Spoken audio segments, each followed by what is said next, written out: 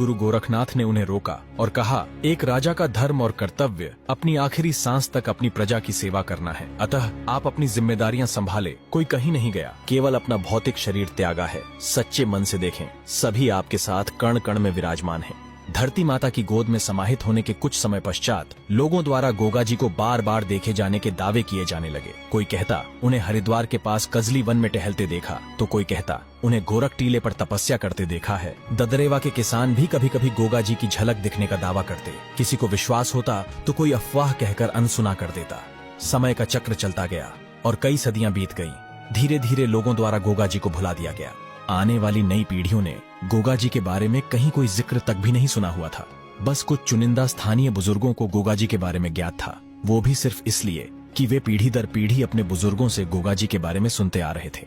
लेकिन उनके लिए ये एक दंत कथा यानी कहानी से बढ़कर कुछ न था। और फिर वो अविश्वसनीय घटना घटी जिसकी कभी किसी ने कल्पना भी नहीं की थी।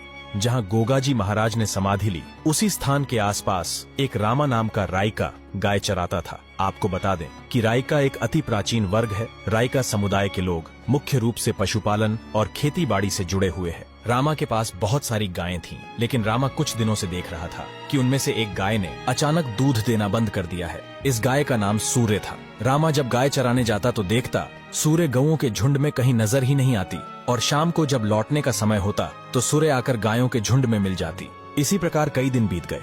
माजरा क्या है पता लगाने के लिए रामा ने गाय पर नजर रखी। रोजाना की तरह जब गाय अपने झुंड से अलग होकर जाने लगी तो रामा भी गाय के पीछे पीछे चल पड़ा। गांव के एक बुजुर्ग ग्वाले लखी ने देखा कि वह गाय गोरख टीले की तरफ जा रही है और रामा उसके पीछे दौड़ा चला जा रहा है। जैसा कि उनके पूर्वज उन्हें बताते आ रहे थे कि गोगा जी उसी स्थान पर धरती में समा गए थे।